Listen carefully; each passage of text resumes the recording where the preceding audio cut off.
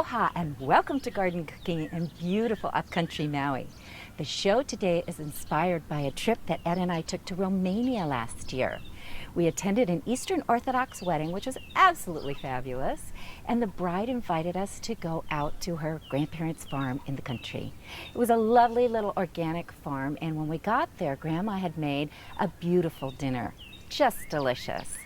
The main dish was a vegetable fish one-pot dish, and of course the ever-present mamaliga, which is Romanian for polenta.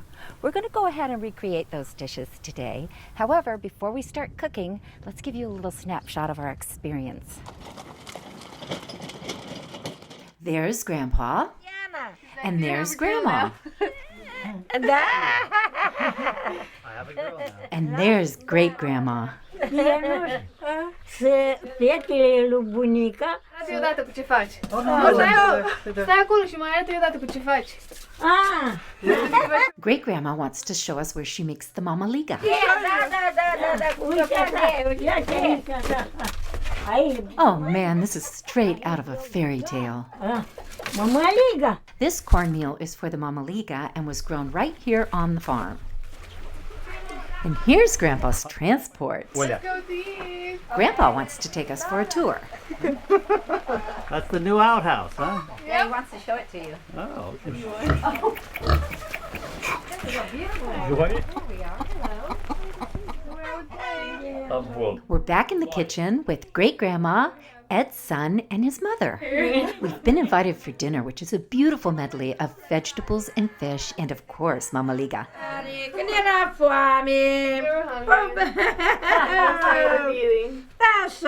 That's the dinner bell. Time to eat. Grandpa makes his own wine and loves to drink it, which makes for lots of stories.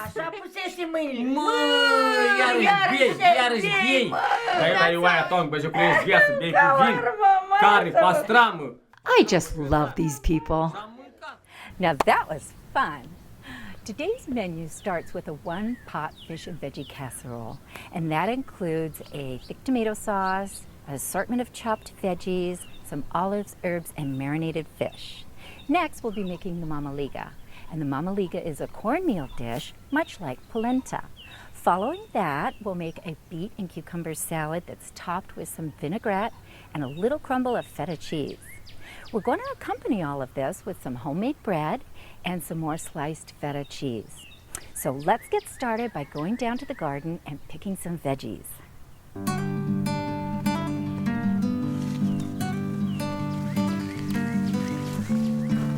Oh my gosh, we've got a monster here.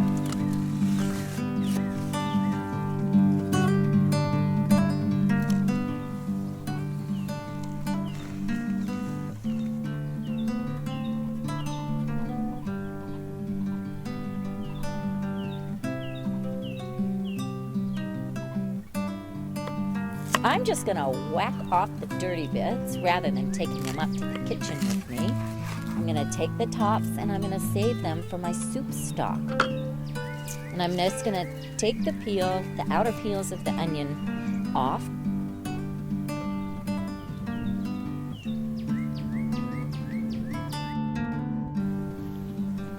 Okay, now let's head back up to the table.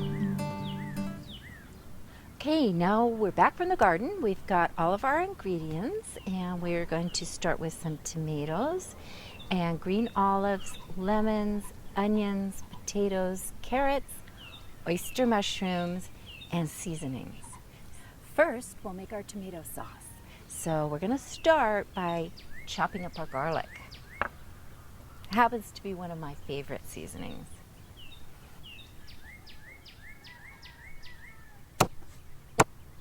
And I'm mashing them like that because that will enable you to peel them very, very easily. You see how easy that comes off. So we just mash them, mash and smash. We take off the peel. Doesn't have to be too fine. Just like that.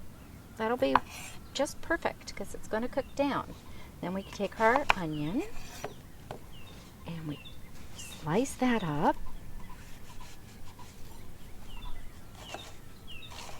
Just like that.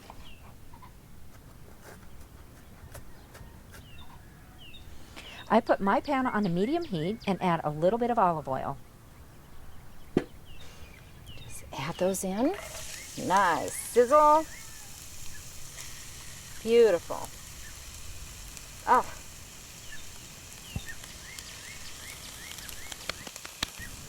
Then what we're going to do is start on our tomatoes.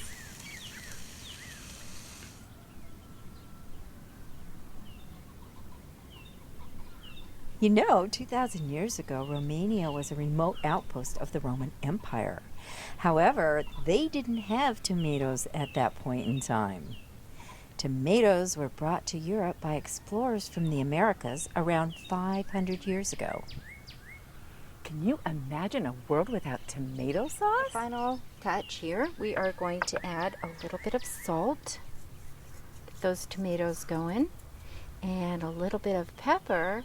And you know, the rest of the spices are going to come when we make the main dish. So you just give that a little bit of a stir.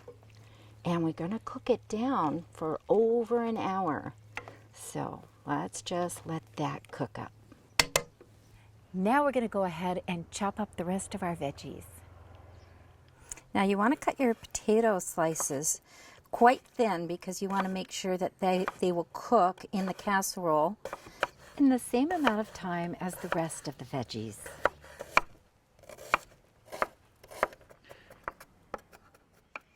I'm using oyster mushrooms today, but you can use any mushroom that you have on hand.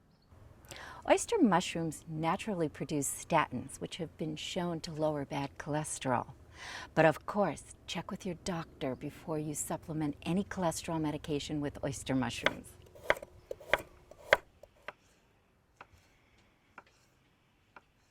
Now we will give this a little bit of a stir. Look at that. Oh, that's beautiful. That's nice and thick. I'm going to turn it down to low and let it go for a little bit longer while we get the rest of our ingredients together. All right, now that we've got all the veggies chopped, let's go ahead and assemble the casserole. We'll start with the potatoes and carrots.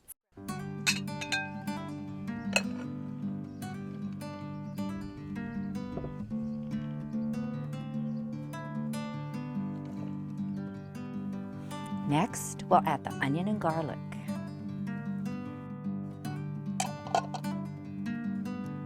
Followed by a few more fresh tomatoes. Throw our mushrooms in there, and we top that off with some salt and pepper.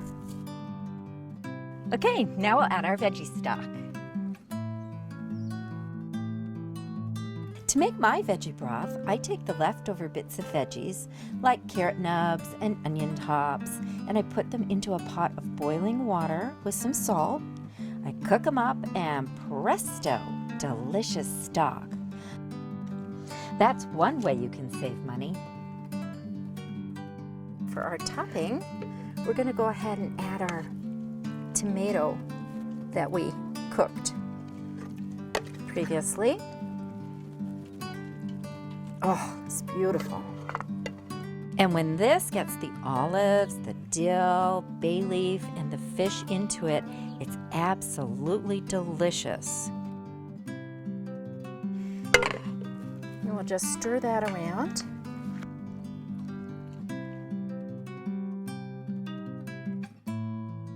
Now for the final touch, we're going to add our big green olives. In Romania, they add green olives to a lot of their dishes. It makes them taste super good. And then we'll add a little fresh dill from our garden. We'll also add more dill at the end for the topping. We'll also add a couple of bay leaves, which we'll take out before serving.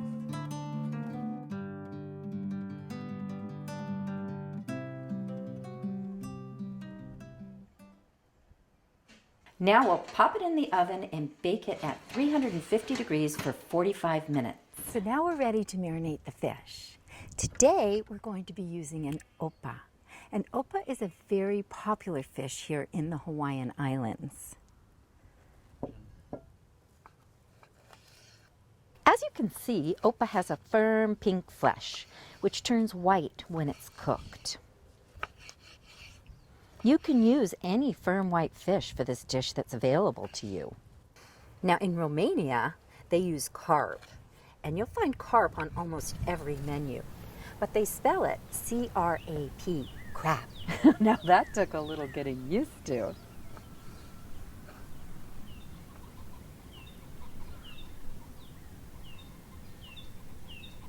Okay, we're going to start with a little bit of pepper and some salt, fresh garlic, just chopped up finely.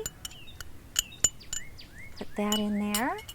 And then we have some fresh dill.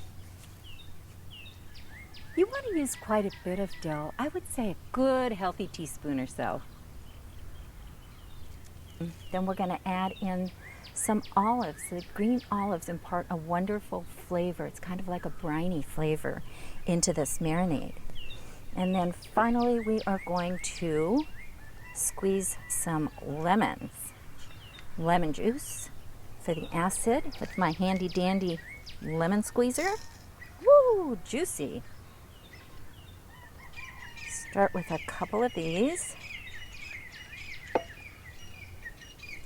Nice, fresh juice. Now we will go ahead and give it a little stir. Just mix it all together. Okay, while we wait for the casserole to cook, let's go down to the garden and see what Ed's up to. Hey Ed, what's going on down here? Well, hey, how you doing, Amanda? Well, I'm transplanting some thyme here, cutting up the plant over there and spreading it out along the path. And I'm thinking that that'll hold down the soil. Let's just say grab into it when the rain comes down. It gets pretty heavy around here, and we want to hold on to our topsoil. So the reason that I'm using thyme rather than some other ground cover is because it has a very strong fragrance which helps deter the insects. It's part of the mint family, as is rosemary, oregano, basil. We plant it throughout the whole garden because then we have a great herb for cooking plus the insect deterrents. We also plant other flowers throughout the garden that discourage insects, like these marigolds and these nasturtiums. This flower is actually garlic. It comes from the onion family and is also great for insect deterrents. My strategy is to determine which insects are likely to attack a specific plant and choose a companion herb or flower to deter a specific type of insect. Some insects don't like the smell of lavender, like ants, but bees love it. Yeah, I also put a little bit of netting up because Charlie the pheasant's back. He's eating our spinach. Now that we're back from visiting Ed in the garden, let's go ahead and make the mamaliga. Now to make the mamaliga, we'll be using 7 cups of water, a teaspoon of salt, 3 cups of cornmeal, and a wooden spoon. So the way we're going to start is we have the water warm, not boiling. We're going to put in a teaspoon of salt, just like that. And then we're going to start very, very gradually adding the cornmeal. And as we add the cornmeal, we'll stir it up before it comes to a boil. So you just take a handful and very gently sprinkle it in. I'm using a finer grain of the cornmeal, and that makes more of a porridge-like dish. Okay, this will take about 15 minutes or so to come up to a boil. That reminds me of a time when Ed and I were first dating. We've been together a little while, and he said to me one day, "You know, we've been simmering for quite a while now. Can we bring this up to a boil?" And I thought to myself, well, you know, a hard man is good to find. I mean, no.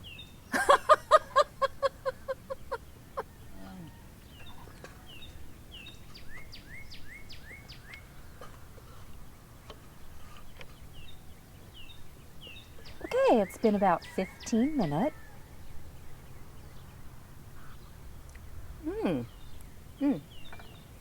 That's just about perfect for the porridge style mamaliga. And that's the way I happen to like it. So I'm going to put a little bit aside for the porridge, and then we're going to continue cooking it for another 10 minutes or so until it gets thicker. And then traditionally what they do is they pour it on a board and it solidifies somewhat and you cut it into slices, much like a bread. Now we're going to scoop this into a bowl for some of the porridge style.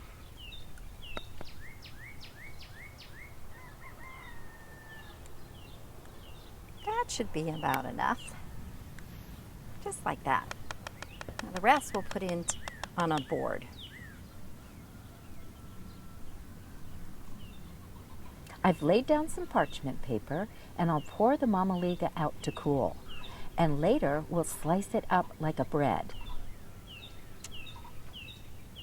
Now it's time to go ahead and put the marinated fish into the casserole. Oh, this looks scrumptious. And it smells as good as it looks. Now we'll add the marinated fish. And as you can see, the lemon juice has started the cooking process. Now we'll pop this back in the oven for another 10 minutes. While we wait for the main dish to finish cooking in the oven, I am going to put together a small salad of cucumber and beet. I picked the cucumbers and the beets out of the garden this morning, and then I wrapped the beet in aluminum foil, put it in a 400-degree oven for about an hour, let it cool, sliced it up, and now we're ready to plate. In Romania, they often serve their salads pickled. However, we happen to like it like this. I'm going to drizzle a little bit of my homemade vinaigrette, which consists of vinegar and olive oil, a little bit of garlic, salt, pepper, and a touch of Dijon mustard. We're going to sprinkle some fresh feta cheese right over the top.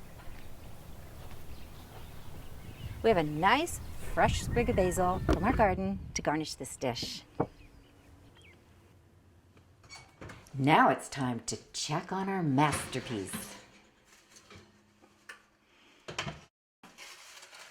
Oh, hello, beautiful. Oh my goodness, you look delicious. You smell delicious, and I'm going to eat you. I'm topping it with a little fresh dill. Now that we've gotten everything prepared, I'm going to go inside, grab some plates, and we'll set the table and sit down for a nice Romanian style lunch.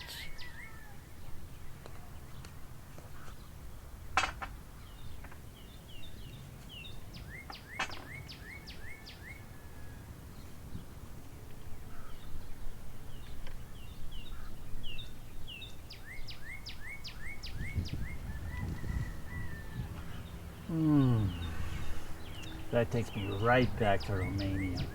Oh, I agree. That was such a fun trip. Remember the wedding day? The dancing in the street, the throwing of the cake? Oh man, so much fun. How about that music? Remember, everyone wanted to catch a piece of that cake because it brought them good luck.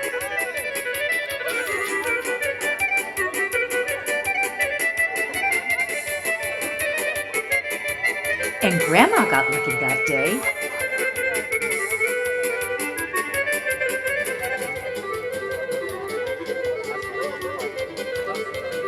And then we moved on to the church ceremony.